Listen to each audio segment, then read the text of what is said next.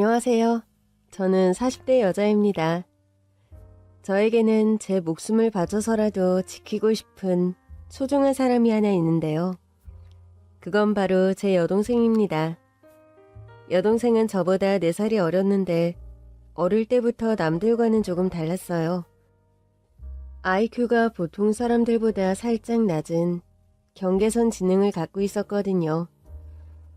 7살 아이 정도의 지적 수준을 가진 동생은 남들에게 돈을 뺏기거나 괴롭힘을 당해도 저항 한번 못한 채 탈탈 털리고 돌아오기 일쑤였어요. 저는 바보같이 착하기만 한 동생이 너무 가엾고 답답해서 늘 속이 상했죠. 이 바보야, 언니가 뭐라고 했어. 누가 네 걸 뺏으려고 하면 안 된다고 버텨야지. 달라는 대로 다 주고 오면 어떡해. 그거 그냥 준 거 아니야.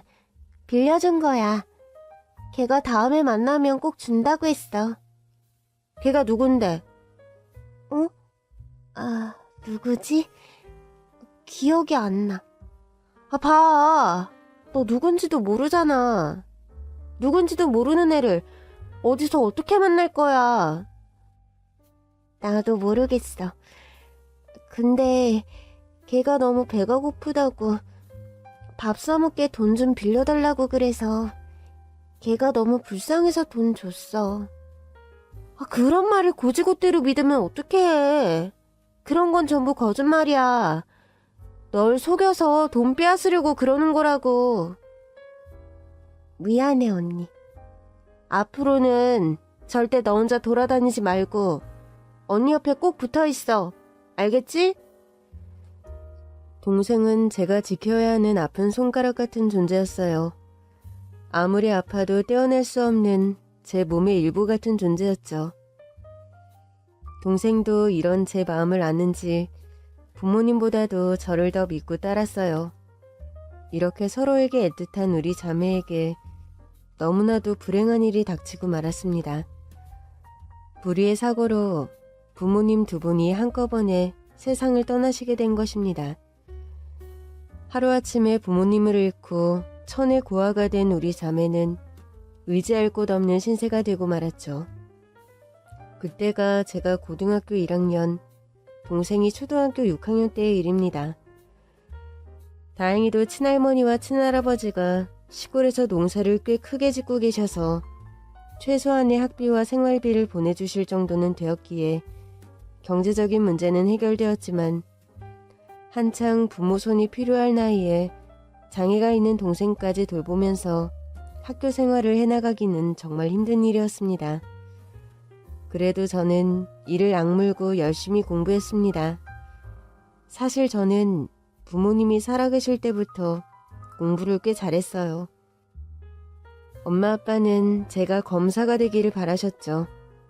저 역시 법의 수호자인 정의의 검사가 되어 제 동생처럼 힘없고 약한 사람들을 이용하고 등쳐먹는 나쁜 사람들을 혼내주고 싶다는 꿈이 있었어요. 그래서 저는 서울에 있는 명문 법대에 무사히 입학했고 공부를 하고 아르바이트를 하는 바쁜 와중에도 어린 동생을 챙기며 열심히 생활을 이어나갔습니다. 그리고 부모님 없이 둘이서만 살아온 지 어느덧 7년이란 세월이 흘러 제 동생은 성인이 되었습니다. 부모님 없이 언니 손에서 아픈 곳 없이 잘 자라준 동생이 그저 고마웠죠. 고등학교를 무사히 마친 동생은 복지관을 다니며 직업훈련 교육을 받고 있었는데요. 어느 날 복지관에서 돌아와 저에게 청천벽력 같은 소리를 하는 겁니다. 언니는 사랑이 뭔지 알아? 뭐? 사랑? 뜬금없이 웬 사랑 타령이야? 나 사랑이 뭔지 궁금해. 알고 싶어. 아이고, 네가 사랑은 알아서 뭐하게. 언니, 나 사실 사랑에 빠진 것 같아. 뭐라고? 사랑에 빠져? 누구랑? 어떤 남자가 나보고 너무 예쁘다고 날 사랑한대. 언니, 나 너무 행복해. 그 남자만 보면 가슴이 두근거리고 심장이 막 떨려. 이런 기분이 사랑일까? 저는 덜컥 겁부터 났습니다. 바보같이 순진한 제 동생이 또 누군가의 꿰매 속아 넘어간 게 아닌가 해서요. 아무것도 모르는 장애인 여자를 사랑이니 뭐니 달콤한 말로 꼬드겨서 돈을 뜯어내는 건 기본이고, 나쁜 일을 시키거나 심지어 유흥업소에 팔아먹기까지 하는 나쁜 사람들은 세상에 얼마든지 있었으니까요. 전 이 험한 세상으로부터 동생을 지켜야만 했어요. 이 바보야, 잘 들어. 이 세상 남자들은 전부 사기꾼 아니면 늑대야. 어릴 때부터 그렇게 당하고도 모르겠어? 그 남자 뭐하는 놈인지는 모르겠지만 절대로 믿어서는 안 돼. 알아들었어? 아니야, 언니. 우리 상우 씨는 그런 남자 아니야.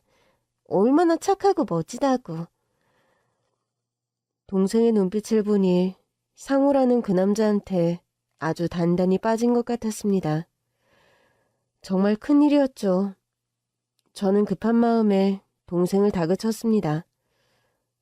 그 남자 어디서 만났어? 뭐 하는 사람이야? 어떻게 알게 된 거야?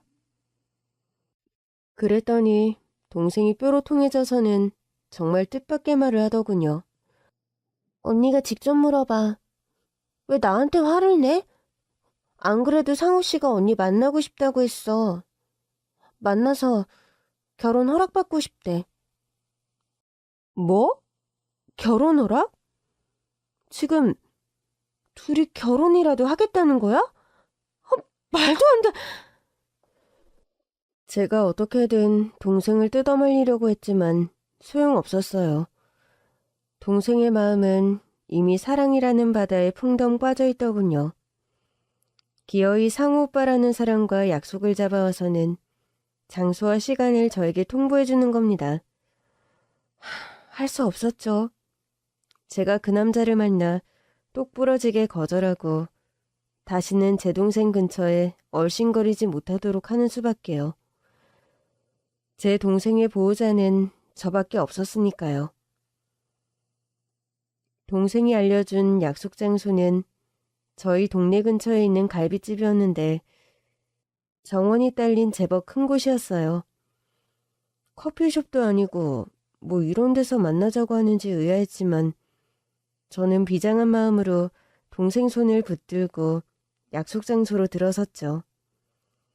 그리고 갈비집 직원이 안내해준 방으로 들어가서는 정말 크게 놀라고 말았습니다. 방 안에는 상우라는 그 남자뿐만 아니라 나이가 좀 더 들어 보이는 중년의 남녀가 함께 앉아있더라고요. 어리둥절한 저를 보고는 중년의 여자가 얼른 일어나서 제 손을 잡아 끌었습니다. 아유, 어서 와요. 우리 수정이 언니시구나? 상우한테 얘기 많이 들었어요. 우리 수정이라뇨? 대체 누구신데? 난 상우 형수 되는 사람이에요. 이쪽은 상우 형이고. 우리 도련님이랑 수정이가 잘 지내는 게 너무 예쁘고 고마워서 저도 수정이 집안에 한번 인사드리고 싶어서 이렇게 신뢰를 무릅쓰고 나왔어요. 괜찮죠? 형과 형수의 첫인상은 일단 서글서글하고 나쁜 사람들 같지는 않았습니다. 잔뜩 경계했던 제 마음도 조금 누그러졌죠. 이렇게 양쪽 집 식구들이 다 모이니까 분위기가 꼭 상견례하는 것 같네. 우리도 부모님이 다 돌아가셔서 저랑 우리 바깥 양반이랑 상호를 아들처럼 키우다시피 했거든요. 도련님 키우느라 우린 자식도 안 가졌어요. 제 동생이 사랑에 빠졌다는 상호라는 남자는 나이가 제 동생보다 한 살이 많고 지적장애 3급이라 동생과 같은 복지관에 다닌다고 했습니다. 둘이 처음 만나게 된 것도 복지관이라더라고요. 일단 나쁜 사람 같지는 않아서 전 안심을 했습니다. 겉으로 보기엔 지적장애가 전혀 티가 안 날 정도로 멀쩡한 데다가 키도 크고 덩치도 좋고 무엇보다 눈웃음이 선하고 착한 인상이더라고요. 우리 도련님 지적장애가 있지만 바리스타 자격증에 운전면허증도 있어요. 게다가 착하고 성실하고 한 여자밖에 모르는 순정파예요. 둘이 교제할 수 있게 허락해 줍시다. 그렇지만 아무래도 좀 걱정이 되어서요. 저한테는 하나밖에 없는 너무 소중한 동생이고 아직 남자를 만나기엔 어린아이인 것 같아서요. 저도 우리 도련님 키우면서 숱하게 고생을 해봐서요. 수정이 언니 분 마음은 제가 누구보다 잘 알죠. 젊은 아가씨가 부모도 없이 장애까지 있는 동생을 혼자 키우느라 얼마나 힘들었겠어? 그래도 이렇게 성인이 될 때까지 잘 키워놨으니 이제는 동생이 여자로서 행복을 찾을 수 있게 도와줘야죠. 품을만 끼고 있는다고 그게 사랑인가요? 놓아주는 것도 사랑이에요. 우리는 수정이를 하늘이 맺어준 인연이라고 생각해요. 둘이서 알콩달콩 잘 살 수 있도록 우리가 최대한 지원을 해줄 거예요. 에? 그게 무슨 말씀이세요? 지금 정말로 둘이 결혼이라도 시키겠다는 말씀이세요? 그럼요. 선생님분을 만났는데 시간 끌어 뭐예요. 얼른 결혼시켜야지. 수정이 언니만 허락하면 결혼 준비는 우리 집에서 다 할 거예요. 그래도 어떻게 그렇게 결혼을 시켜요? 제 동생은 아직 결혼할 준비가 안 됐어요. 맞아요. 둘이서만 살라고 신혼살림 내주는 건 나도 불안해요. 우리 애들 몸만 컸지. 사실 둘 다 애기들이잖아요. 그래서 제가 자식처럼 동생처럼 끼고 보살피면서 데리고 살려고요. 그리고 둘 다 바리스타 일도 배웠으니까 앞으로 조그만 카페를 하나 차려줘도 되고 아니면 여기 갈비집에서 일 배운다 생각하고 일해도 되고. 네? 여기서요? 네, 여기 갈비집. 사실 제가 운영하는 식당이거든요. 수정이는 나한테 맡기고 언니도 언니 인생 찾아야죠. 동생 때문에 지금 아무것도 못하고 있죠? 사실 저는 법대를 졸업하고 사법고시를 준비 중이었는데 1차 시험에서 2방이나 낙방하면서 의기소침해진 상태였어요. 복지관에서 얘기 들어보니까 사법고시인가 뭔가 어려운 시험 준비한다며? 동생 데리고 공부하는 게 어디 쉽겠어요. 그러지 말고 말 나온 김에 상호랑 수정이 결혼시켜버립시다. 그게 서로서로 다 좋은 일인 것 같은데. 상우랑 수정이는 사랑 찾아서 좋고 수정이 언니는 자기 인생 찾아서 좋고 나는 딸 같고 동생 같은 동서 생겨서 좋고. 얼떨결에 상견례 아닌 상견례를 마치고 동생을 데리고 나오는 제 마음은 정말 착잡했습니다. 뭐가 정말 동생을 위하는 길인지 깊이 생각을 해보게 되더라고요. 막말로 앞날이 불투명한 고시생인 제가 동생을 위해서 뭘 해줄 수 있겠어요? 그런데 남자 쪽에서 살 집이며 앞으로 밥벌이며 모든 걸 책임지겠다고 하니 마음이 흔들릴 수밖에 없었어요. 수정아, 너 정말 상우 씨랑 결혼할 거야? 응, 나 상우 씨랑 결혼해서 같이 살 거야. 그럼 언니랑은 헤어져야 되는데 그래도 괜찮겠어? 그럼 원래 결혼하면 남편 따라가서 남편이랑 사는 거야. 내가 언니랑 평생 살 수는 없잖아. 저는 깊은 고민 끝에 동생을 결혼시키기로 결심했습니다. 제 부대 사람도 좋아 보였고 집안도 경제력이 있어 동생이 풍족하고 안락한 삶을 살 수 있을 것 같았죠. 물론 제부의 형과 형수도 좋은 사람 같았고요. 무엇보다 본인이 그렇게 원하는데 말릴 도리가 없더라고요. 그렇게 해서 제 동생은 20살 어린 나이에 제 품을 떠나 결혼을 하게 되었습니다.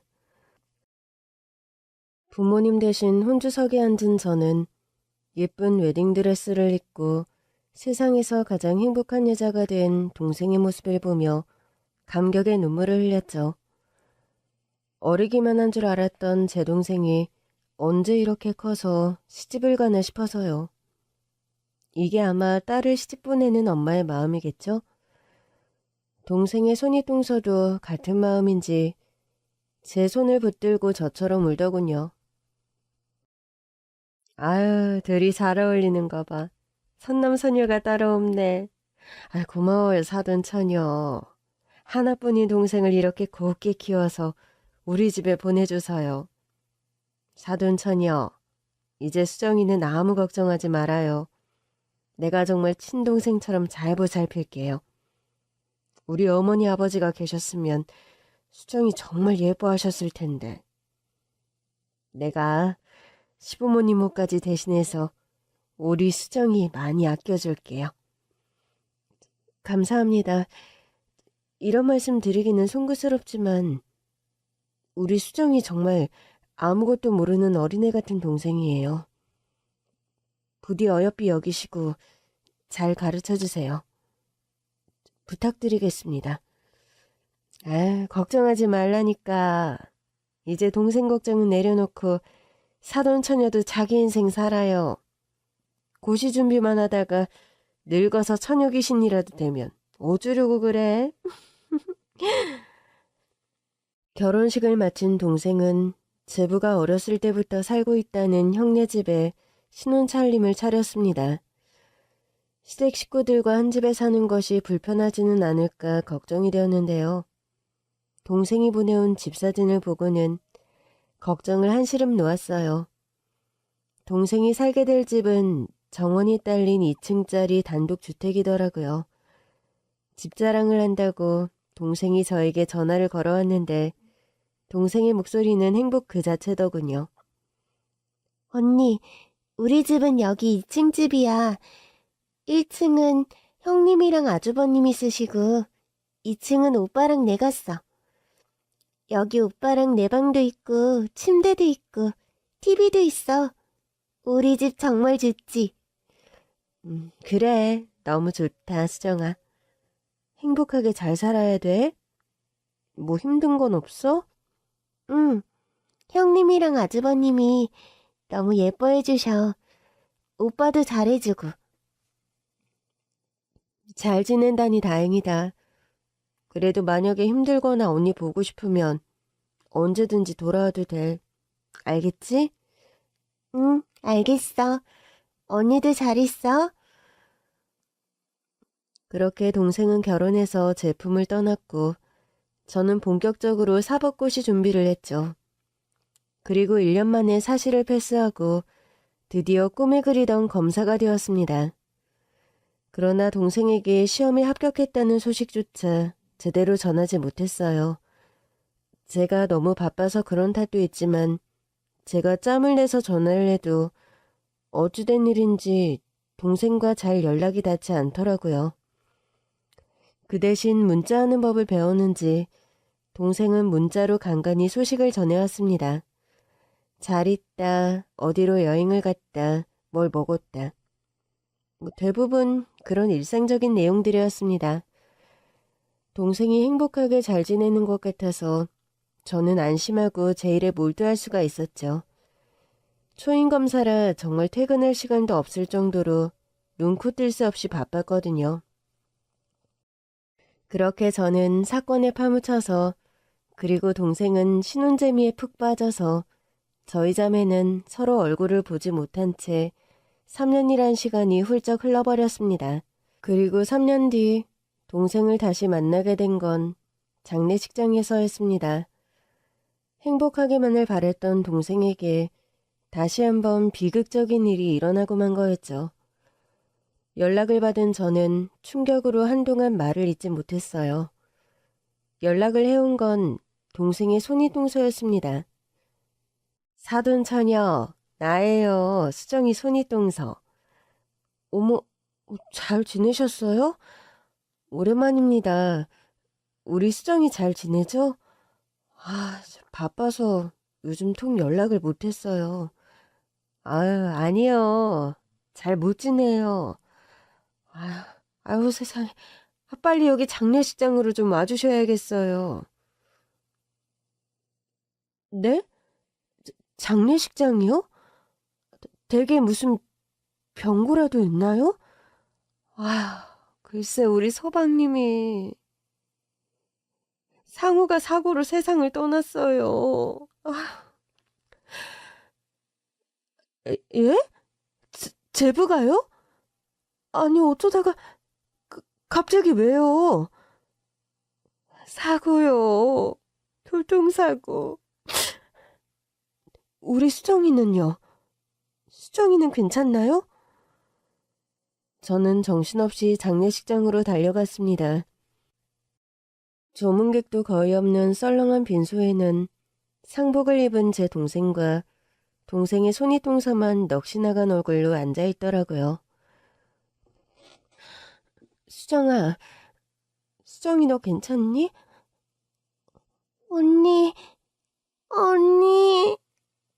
언니 많이 바빠서 못 온다더니 여기를 어떻게 왔어? 당연히 와야지. 무슨 소리야. 누가 그래? 언니 바쁘다고. 우리 형님이 언니는 바빠서. 동생이 뭔가 얘기하려는데 동생의 손이동서가 얼른 말을 막고 나서는 겁니다. 아야, 사돈천이요. 와주셔서 고마워요. 사람을 정말 한치 앞을 모른다고 하더니 보시다시피 이렇게. 우리 서방님이 저 세상 사람이 됐지 뭐예요? 대체 어떻게 된 거예요? 우리 내외랑 서방님이랑 동서랑 다 같이 여행 갔다가 돌아오는 길에 차 사고가 났어요. 네 분이 한 차에 타고 있었다는 거예요? 운전을 누가 했는데요? 서방님이요. 아니, 우리 제부만 사망하고 나머지 사람들은 다 멀쩡하단 말이에요? 대체 어떻게 사고가 났길래. 수정이랑 저는 뒷자리에 타고 있어서 다친 데 하나 없이 멀쩡해요. 조수석에 타고 있던 우리 집 양반은 지금 병원에 입원 중이고요. 우리 서방님만 그렇게 됐네요. 자초지종을 들어보니 제부가 운전을 하고 가다가 고속도로에서 갑자기 튀어나온 앞차를 피하지 못하고 그대로 들이받았다고 하더군요. 밤인데다가 제부가 운전미숙으로 제대로 대처를 하지 못한 모양이더라고요. 불행 중 다행인 것은 제부가 들이받은 상대방 차량에는 인명피해가 없었다는 거였어요. 아니, 밤길에 그것도 위험한 고속도로를 왜 제부더러 운전을 하라고 시키셨어요? 도대체 왜요? 우리 서방님이 원래 운전하는 걸 좋아해요. 본인이 하겠다고 하도 우기는 바람에. 이렇게 될 줄 누가 알았나. 수정아, 너는 괜찮아? 정말 다친 데 없어? 저는 동생을 붙들고 여기저기를 살폈습니다. 천만다행으로 동생은 긁힌 곳 하나 없이 멀쩡하더라고요. 다만 사고 때문인지 정신적으로 큰 충격을 받아서 부분적으로 기억에 문제가 생겼다고 했습니다. 수정이가 많이 놀랐는지 사고 당시를 기억을 못해요. 그래도 안전벨트를 잘하고 있어서 안 다친 게 어디야? 우리 서방님만 불쌍해서 어떡해.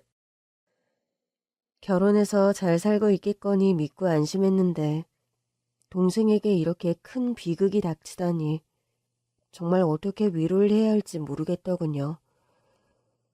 동생은 충격에 휩싸인 듯 별 말도 없이 그저 멍하게 넋을 놓고 앉아만 있더라고요. 동생과 제부가 워낙 금슬이 좋았던지라 동생의 상실감은 더욱 큰 것 같았어요. 사랑하는 남편을 잃은 가여운 동생을 혼자 둘 수 없어 초상을 치르는 내내 동생 옆을 지키며 마지막 장례 절차까지 모두 함께 했습니다. 그리고 납골 땅에 제부를 모신 후 저는 동생에게 함께 집으로 돌아가자고 했습니다. 수정아, 언니랑 우리 집으로 돌아가자. 이제 그 집에 가봐야 제부는 없어. 이 세상 사람 아닌 거 너도 알잖아. 그치만 난 상우 오빠랑 살던 집으로 가고 싶어. 거기가 내 집이야. 수정아, 언니가 안심이 안 돼서 그래. 당분간만이라도 언니랑 같이 지내는 게 어때? 아니야. 나 우리 집에 가서 해야 할 일이 있어. 수정아, 정신 차려. 지금 이 상황에 무슨 할 일이 있다는 거니? 그러지 말고 언니랑 가자, 응? 싫어. 싫다고. 그러자 동생의 손윗동서가 얼른 나서서 동생을 거들더군요. 아유, 사돈처녀, 관둬요. 아유, 수정이도 결혼을 했으니 엄연한 출가 외인인데 남편 저 세상 떠나자마자 친정으로 데려가는 건 좀 아니죠. 그러면 우리 상우 서방님이 하늘에서 얼마나 슬퍼하겠어요. 그래도 걱정이 돼서 당분간만 제가 데리고 있다가 몸 좀 추스르게 하고 바로 보내면 안 될까요? 그래도 그건 경우가 아니지. 수정이는 이제 곧 죽어도 우리 집 귀신이니까 내가 책임지고 데려갈게요. 사돈 처녀는 빠져요. 나 괜찮아, 언니. 상우 오빠랑 같이 살던 우리 집으로 돌아갈래. 가서 오빠 물건도 정리하고 또 해야 될 일도 있어. 동생은 그렇게 같이 가자는 저의 손길을 뿌리치고 동서와 함께 자신이 살던 집으로 돌아갔습니다. 저를 뒤로하고 돌아가는 동생을 보며 조금은 서운하기도 했지만 한편으로는 대견하다는 생각도 들더군요. 비록 젊은 나이에 남편을 잃고 과부가 되고 말았지만 한 남자의 아내로서 끝까지 도리를 지키려고 하는 동생의 깊은 사랑이 느껴져서 더는 말리진 못하고 동생의 뜻대로 하게 할 수밖에 없었죠. 그렇게 제부의 장례식이 끝나고 한 달쯤 지났을 무렵 동생이 너무 걱정됐던 저는 무작정 동생의 집을 찾아가 보기로 했습니다. 동생이 전화를 해도 통 받지를 않고 문자에 답장도 없었거든요. 너무 슬퍼서 우울증이라도 온 건 아닌지 걱정이 되더라고요. 예전에 동생의 손윗동서가 알려준 주소로 찾아가니 동생이 보내준 사진대로 깔끔하게 잘 지어진 2층 주택이 나오더군요. 계세요? 마침 대문과 현관문이 모두 열려있어 살며시 들어갔는데요. 안에서는 대청소라도 하는지 집안이 온통 난장판이더라고요. 그리고 동생을 윽박지르는 손윗동서 목소리가 밖에까지 쩌렁쩌렁 울렸습니다. 예, 수정아, 너 자꾸 고집 피울 거야? 내 말 들어야지. 안녕하세요. 저 수정이 언니예요. 아유, 깜짝이야. 사돈처녀. 연락도 없이 여긴 어쩐 일이에요? 남의 집에 올 때는 미리 연락을 하고 오는 게 예의 아니야? 더구나 사돈댁인데. 놀라셨다면 죄송합니다. 수정이가 연락이 통 되질 않아서 걱정이 돼서요. 근데 무슨 대청소 중이신가 봐요? 보다시피 지금 좀 바빠요. 손님 맞이할 정신이 아니라고 우리가. 동생네 집안은 정말 발 디딜 틈도 없이 난장판이었어요. 갑자기 방문한 게 미안해질 정도로 모든 물건들이 다 바닥에 떨어져 나뒹굴고 있더라고요. 뭐 잃어버린 물건이라도 찾는 중이세요? 아니, 그게 아니고 서방님 물건을 좀 정리하는 중인데 수정이가 이렇게 고집을 부리네요. 아주 힘들어 죽겠어. 네? 수정이가 고집을 부리다니요. 그게 무슨 말씀이신지. 죽은 사람 물건을 끌어안고 안 버리려고 저 난리지 뭐야? 죽은 사람 물건은 다 태워줘야 해. 그래야 우리 서방님이 극락왕생하지. 이승에 있는 사람이 이렇게 미련 잔뜩 갖고 있으면 죽은 사람이 좋은 데로 못 가는 거라고. 내 수정이가 말귀를 못 알아먹으니 내가 이렇게 속이 터질 수밖에요. 상황을 보니 동생의 손윗동서가 제부의 물건들을 정리하려는데 동생이 완강히 거부하는 상황인 것 같더라고요. 수정아, 그러지 말고 정리할 건 정리하자. 너 마음 아픈 건 잘 알겠지만 이러면 너만 힘들어져. 형님 말씀 들어야지. 싫어. 이건 우리 상우 오빠 거야. 절대 안 돼. 형님한테도 안 줄 거야. 동생은 제부의 옷을 끌어안고 절대 놓지 않더라고요. 억지로 빼앗으면 수정이 마음에 상처가 더 클 것 같았습니다. 저 아무래도 억지로 빼앗으면 수정이가 더 흥분할 것 같은데요. 수정이도 슬픔을 추스를 시간이 좀 필요할 테니까 사돈께서 조금만 더 기다려주시면 안 될까요? 아직 제부 떠난 지 한 달밖에 안 됐으니 아직은 보내기가 쉽지 않겠죠. 아, 이렇게 사정 다 봐주다가는 우리만 점점 힘들어진다고. 지적장에 있는 애들이 얼마나 고집센지 사돈처녀도 잘할 거 아니야. 그리고 한 달이면 충분하지? 더 이상 무슨 시간이 필요해? 사건 조사도 다 마무리된 마당에. 참, 사건 조사가 끝나셨다고요? 그럼 사고 처리는 어떻게 된 건가요? 피해자랑 합의 같은 건 어떻게 된 거죠? 사돈처녀가 그건 알아서 뭐하게 해요? 법 공부 좀 했다고 아는 척이라도 하고 싶은 모양인데 남의 일에 괜히 끼어들지 말아요. 되지도 않는 공부를 몇 년째 하고 있는 거야? 아휴, 언니나 동생이나. 동생의 손윗동서는 제가 사실을 패스하고 검사가 된 걸 아직 모르고 있더라고요. 저 사실은 제가 검사라는 걸 말하려는데 동서가 갑자기 거칠게 저를 밖으로 내몰더군요. 아무튼 오늘은 날이 아니에요.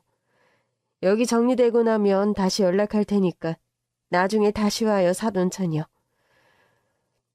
얼떨결에 대문 밖까지 밀려난 저는 집안에 가방을 놓고 왔다는 사실을 깨달았습니다. 억지로 떠밀려 나오면서 가방을 통째로 놓고 나와버린 거죠. 하는 수 없이 집 안으로 다시 들어갔는데요. 눈앞에 믿을 수 없는 광경이 펼쳐지고 있더군요. 글쎄 그 동서라는 여자가 제 동생의 뺨을 있는 힘껏 내리치고 있지 뭡니까? 인연이? 언니 있다고 대들어? 아니에요, 형님. 잘못했어요. 한 번만 용서해 주세요. 저는 너무 기가 막혀서 동생의 이름을 부르며 집 안으로 뛰어들어갔어요. 수정아! 저를 본 동생의 동서는 깜짝 놀라며 주춤하더군요. 뭐야, 아직 안 갔어? 그런데 제 뒤로 어떤 여자 하나가 따라 들어오는 겁니다. 계십니까? 여기가 한상우 씨 댁 맞죠? 그 여자를 본 동생의 손윗동서는 저를 봤을 때보다 몇 배는 더 소스라치게 놀라더군요. 여긴 또 왜 찾아왔어요? 이제 조사는 다 끝난 거 아니에요? 몇 가지 더 물어볼 게 좀 있어서요. 알고 보니 그 여자는 경찰이었는데 제부의 교통사고에 뭔가 의문점이 있어서 조금 더 조사를 하러 온 모양이더라고요. 그날 한상우 씨가 술을 마셨나요? 글쎄 몇 번을 얘기해요. 저는 술 마시는 걸 못 봤는데 아마 저희 몰래 저녁 먹으면서 한 잔 홀짝 한 모양이죠. 그러니 그렇게 큰 사고를 냈지. 한상우 씨가 지적장애 상급이던데 굳이 운전대를 맡길 만한 이유가 있었나요? 그건 서방님이 자기가 운전을 하겠다고 팍팍 우겨서 그랬다니까. 지난번에 참고인 조사에서 다 얘기했잖아요. 여기 이분은 한상우 씨 아내분이라고 하셨죠? 이분도 진술하셨나요? 얘는 머리가 모자란 애야. 지적장애가 있다고요. 한마디로 바보라고, 바보. 사고 충격으로 그날 일을 제대로 기억도 못해요. 저는 제 동생을 두고 막말을 하는 동생의 동서를 보고 화가 머리끝까지 났습니다. 뭐예요? 지금 뭐라고 했어요? 모자라네? 바보? 지금까지 내 동생을 그런 취급하면서 데리고 산 거예요? 게다가 애를 왜 때려요? 우리 수정이가 무슨 잘못을 했다고. 나도 손 한 번 안 대고 곱게 키운 애예요. 당신이 뭔데 내 동생을 때려? 우리 수정이 더 이상 이 집에 못 둬요. 제가 당장 데려갈 겁니다. 가자, 수정아. 저는 동생을 데리고 당장 그 집을 나왔습니다. 동생은 손에 들고 있던 제부의 겉옷 하나 덜렁 걸치고 빈손으로 집을 나오고 말았죠. 현장에 경찰이 있어서 그런지 동서라는 여자도 이번에는 적극적으로 말리지 못하더라고요. 그렇게 3년 만에 친정으로 돌아온 동생은 비로소 그동안 있었던 일을 털어놓았는데요. 동생의 이야기를 듣고 전 정말 충격을 받고 말았습니다. 손이동서라는 여자가 지금껏 저에게 했던 이야기는 거의 다 거짓말이더라고요. 갈빗집에서 일을 배우게 하겠다더니 제부와 제 동생을 데려다 숯불을 피우고 불판 닦는 일을 휴일도 없이 매일매일 시켰다더군요. 그것도 월급 한 푼 주지 않고 무보수로요. 상우 오빠가 월급 달라고 하면 아주버님이랑 형님이 막 때렸어. 먹여주고 재워주고 장가 보내느라 돈 들어간 거 다 갚으라고 막 무섭게 화냈어. 그래서 우리 둘 다 돈이 없었어.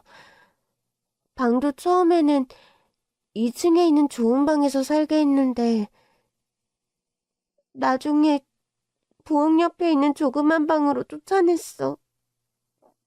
그 방은 너무 춥고 깜깜했어. 형님은 맨날 소리 지르고 집안일도 전부 나한테 시키고 갈비집에서 불판 닦는 것도 나 시키고 너무 힘들고 무서웠어, 언니. 그럼 언니한테 연락을 하지 그랬어. 언니가 힘들면 다시 돌아와도 된다고 했잖아.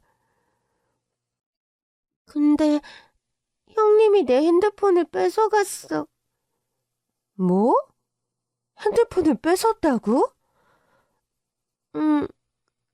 언니는 공부하느라 바빠서 나랑 전화 못한다고 했어. 수정이 네가 가끔 언니한테 문자 보냈잖아. 간간히 잘 지낸다고 문자가 왔는데? 그거 아마 우리 형님이 보낸 걸걸? 나는 문자는 어려워서 잘 못 보내. 뭐야? 핸드폰도 뺐고 대신 너인 척 날 속이기까지 했다고? 정말 이 여자 안 되겠네. 애를 데려다가 노동력 착취해, 임금 갈취해. 핸드폰까지 뺐고 널 4층에서 현직 검사한테 사기를 쳐? 언니가 너희 동서라는 여자 가만 안 둘 거야. 걱정하지 마. 저는 다음 날 당장 동생이 살던 집에서 만났던 형사를 찾아갔습니다. 저 역시 제부의 죽음과 교통사고에 뭔가 미심쩍은 부분이 있었어요. 전 제부의 사고부터 철저하게 파헤쳐보기로 했습니다. 안녕하십니까. 서울 동부지검 김수현 검사입니다. 한상우 씨 교통사고 사망사건 관련해서 좀 더 알고 싶어서 찾아왔습니다. 검사님께서 왜 그 사건에 관심을 가지시는 거죠? 사실 조사도 다 끝난 사건이라 저도 더 드릴 말씀은 없는데요. 사실 사망한 한상우 씨가 제 제부입니다. 사망자 아내인 김수정이 제 동생이고요. 조금이라도 의심스러운 부분이 있다면 밝혀주고 싶어서 그래요. 근데 사실 저도 무슨 결정적인 증거가 있어서 그러는 건 아닙니다. 그냥 마음에 걸리는 게 좀 있어서요. 그게 뭐죠? 그때 당시 피해 차량 운전자의 진술을 들어봤는데 사고 차량이 뒤에서 차선을 물고 달리면서 왔다 갔다 하는 게 영락 없는 음주운전 차량 같았다고 했거든요. 근데 운전자였던 한상우 씨 부검 결과 알코올은 한 방울도 검출되지 않았어요. 현장에서 술에 취해 있었던 건 오히려 한상우 씨 형, 한상철 씨였죠. 뭐라고요? 형이 술에 취해 있었다고요? 네, 만취 상태였습니다. 그래서 뭔가 좀 의심스러워요.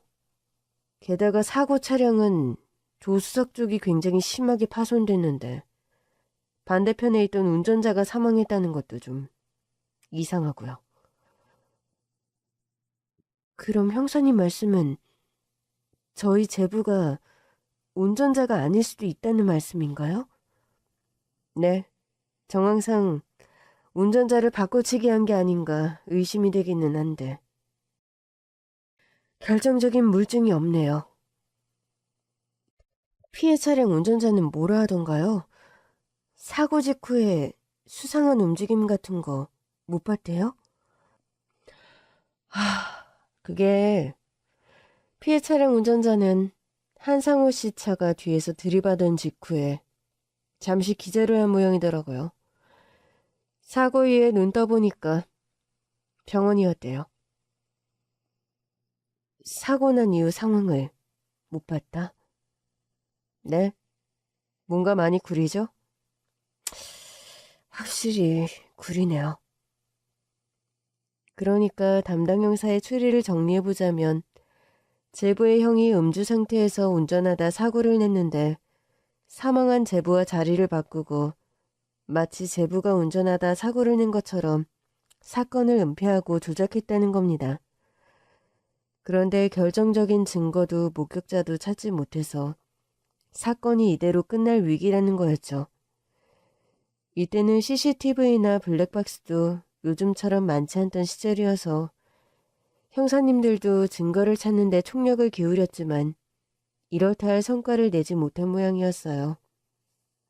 저는 지푸라기라도 잡는 심정으로 그날 사고 차량에 함께 타고 있던 동생에게 다시 한번 사건이 나던 날에 대해서 물어봤습니다.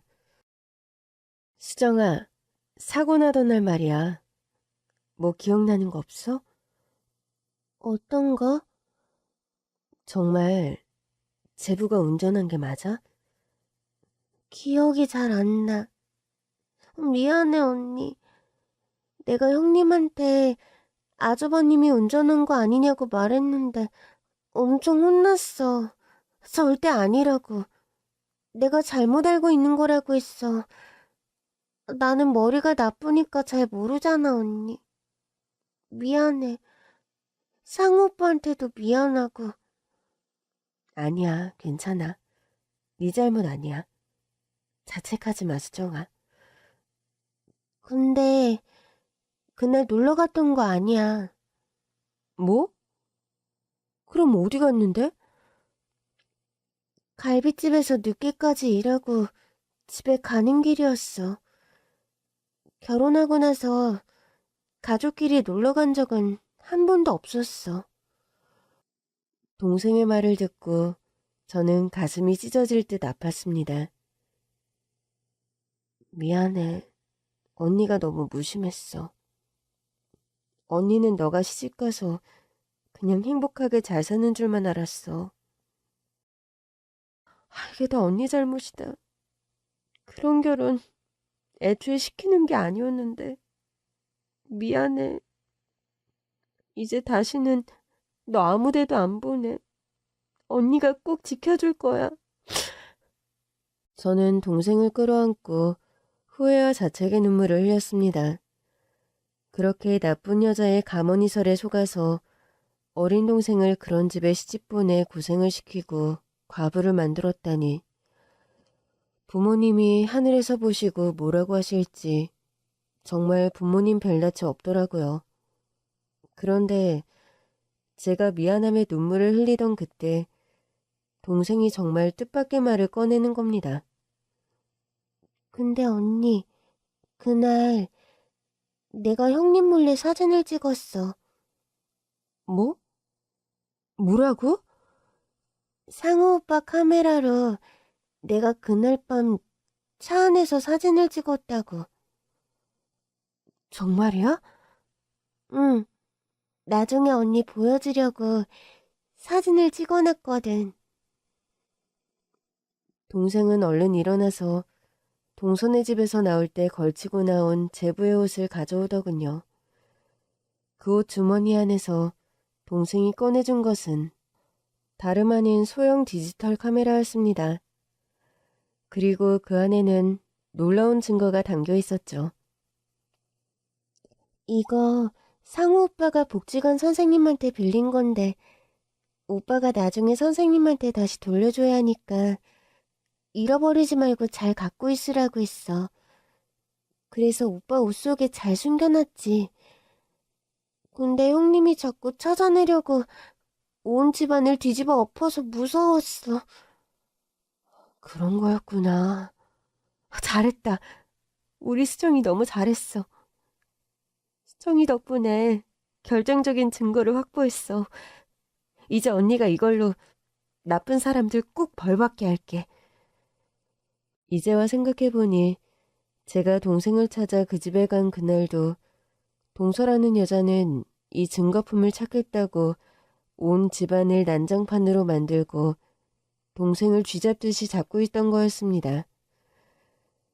이제야 뭔가 앞뒤가 안 맞던 퍼즐이 들어맞는 것 같은 느낌이 들더군요. 저는 당장 두 부부를 검찰 조사실로 소환했습니다. 물론 제 신분은 숨기고요. 부부는 난데없는 검찰 소환에 많이 당황한 것 같았습니다. 뭔가 찔리는 것이 있는지 괜히 흥분해서 오버액션하는 게 눈에 뻔히 보이더라고요. 다 끝난 사고를 가지고 언제까지 사람을 괴롭힐 작정이에요? 경찰에서 조사 다 끝내고 사건 종결시켰는데 왜 또 검찰에서 사람을 불러대냐고. 우리 박간 양반 지금 병원에서 태어난 지 일주일도 안 됐어요. 교통사고는 후유증이 무서운 거 다들 알죠? 이러다가 사람 도로 아프기라도 하면 검찰에서 책임져 줍니까? 예? 담당 검사가 누구야? 당장 검사 나오라고 해. 저는 조사실 문을 열고 두 부부 앞에 섰습니다. 두 사람은 갑자기 제가 튀어나오니까 정말 깜짝 놀라더라고요. 아니 사돈처녀.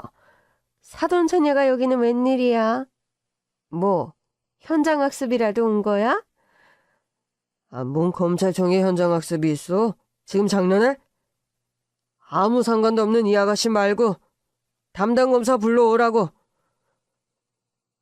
여기 왔잖아요. 뭐야?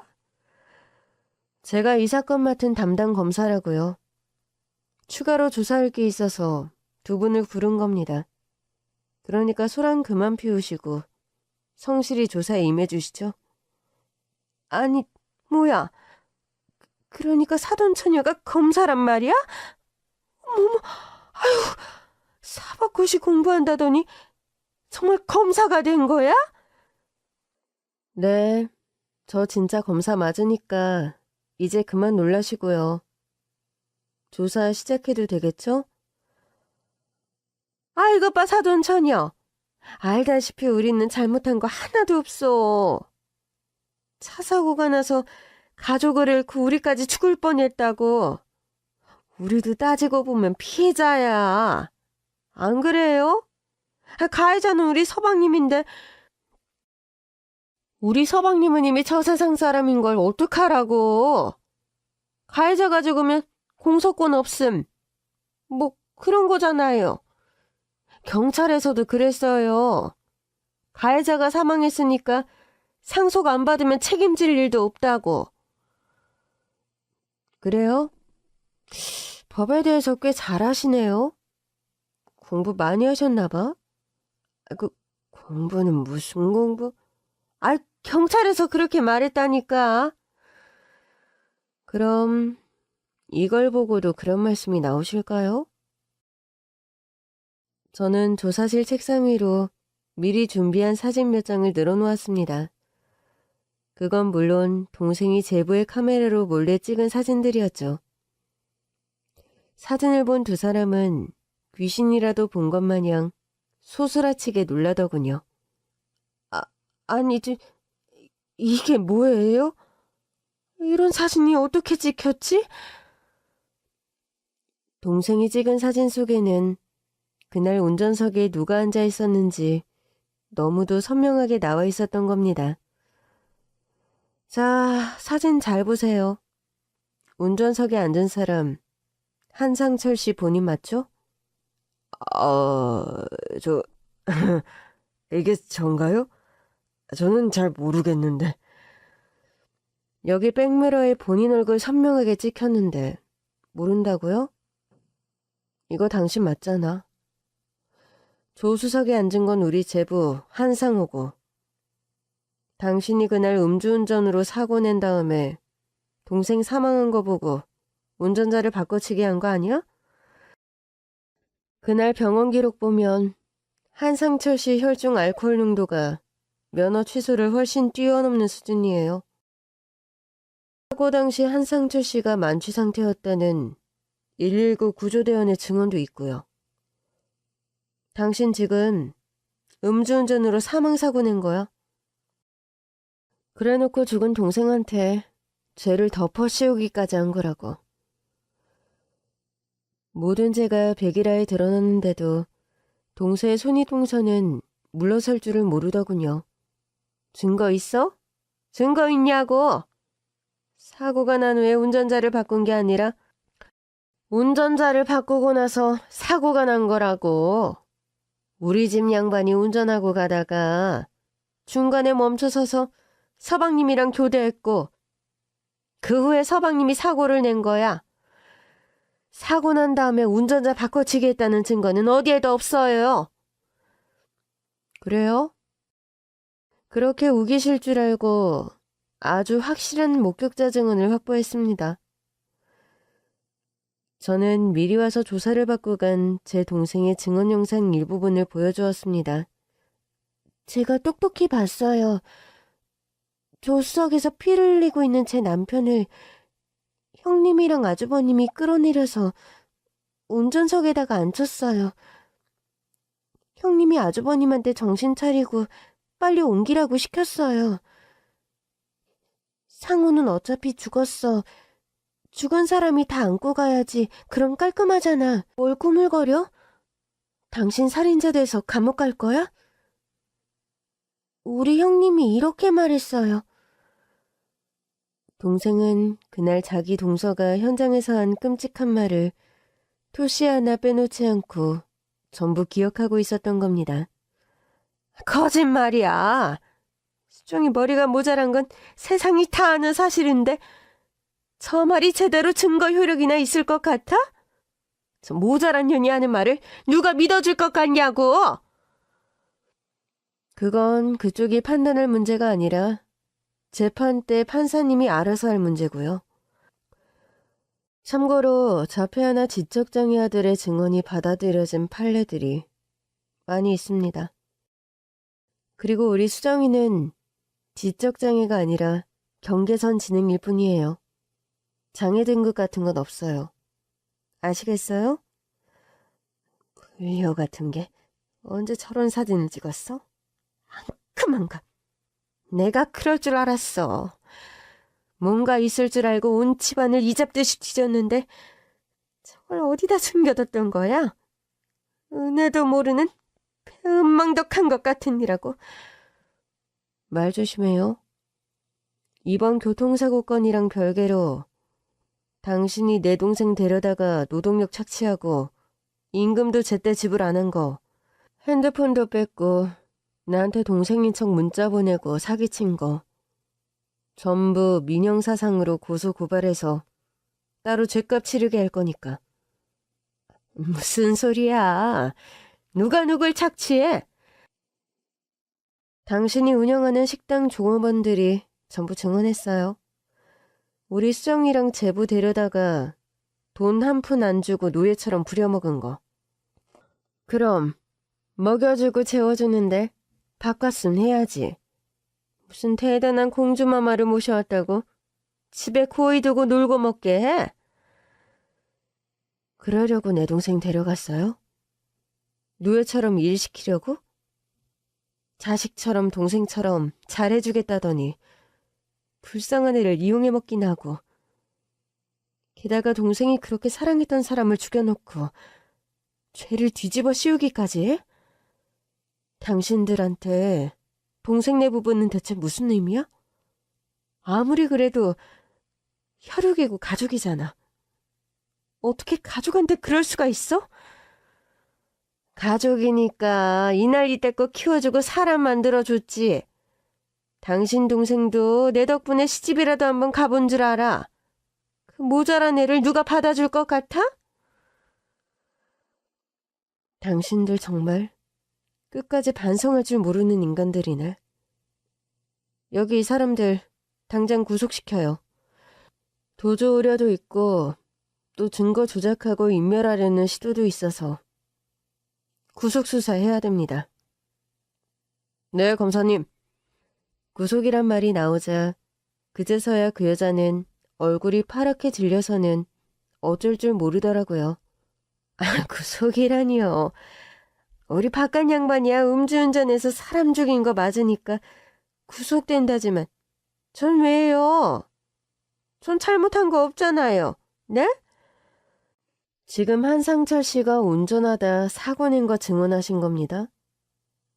그래요. 그건 맞는데 왜 나까지 구속하려고 그러냐고. 왜? 본인 죄는 본인이 제일 잘할 거 아닙니까? 그 여자는 조사실을 나서려던 저를 붙잡고 늘어지며 제 앞에 갑자기 무릎을 꿇고 싹싹 빌더군요. 사돈처녀. 아니 검사님. 저 좀 살려주세요. 저는 몸이 아파서 감옥에는 못 가요. 그래도 우리가 모르는 사이도 아니고 자식 같은 동생들을 나눠 가진 각별한 사돈지간 아닙니까? 저 정말 수정이한테 잘해주려고 노력 많이 했어요. 일 시킨 거? 아이, 그거는 내가 살림을 너무 못하니까 일 좀 가르치려고 그런 거지. 내가 애 괴롭히려고 구박하려고 그런 건 아니라고요. 수정이한테 물어봐요. 내가 얼마나 잘해줬는지. 네? 검사님, 제발 한 번만 살려주세요. 응? 제발요. 응? 더 하실 얘기 있으시면 법정에서 하시죠. 거기서 시시비비가 다 가려지겠죠? 잘못한 거 없으니까 걱정 없으시겠네요. 그렇게 구속된 두 부부는 엄중한 법의 심판을 받고 지금 감옥에서 죗값을 치르는 중입니다. 제 동생의 증언이 법정에서 결정적인 역할을 했죠. 수정이는 자기의 증언 덕분에 남편이 누명을 벗을 수 있었다며 정말 기뻐했습니다. 그렇게 사건이 마무리된 후 수정이는 제2의 인생을 준비하고 있어요. 저는 수정이가 집 근처에 작은 카페를 열 수 있게 도와주었어요. 카페를 여는 건 수정이의 오랜 꿈이었어요. 복지관에서 바리스타 자격증까지 따고 오랫동안 준비해왔거든요. 물론 남편과 함께 했으면 더욱 좋았겠지만 혼자서도 씩씩하게 잘해나가겠다고 해서 대견하고 기특한 마음뿐입니다. 언니, 상우 오빠가 하늘에서 지켜봐주고 있으니까 걱정 없어. 나 잘할게. 진짜 잘할 수 있어. 물론 예나 지금이나 동생은 바보입니다. 바보 중에서도 아주 착한 바보죠. 동네의 어려운 노인들에게 공짜로 커피를 막 드리거든요. 리어카를 끌고 가는 청소부 아저씨나 택배기사님께도 가끔 시원한 음료수를 한 잔씩 공짜로 막 드립니다. 제가 속이 답답할 때가 한두 번이 아니에요. 야, 이 바보야. 그렇게 다 퍼주면 뭐가 남니? 넌 뭐, 땅 파서 장사하냐? 그래도 어떻게 해. 힘들어 보이는 사람들한테 커피 한 잔씩 선물해주고 싶은데. 그런 동생을 보며 전 깨달았어요. 동생의 카페가 늘 적자인 이유는 동생이 경계선 지능을 가져서가 아니라 그저 동생의 착한 천성 때문이라는 걸 말이죠. 동생의 착한 마음이 때묻지 않도록 언제까지나 동생 옆에서 제가 든든하게 지켜줄 겁니다. 힘든 일을 겪고 한층 더 단단해진 저희 자매 많이 응원해주세요. 감사합니다.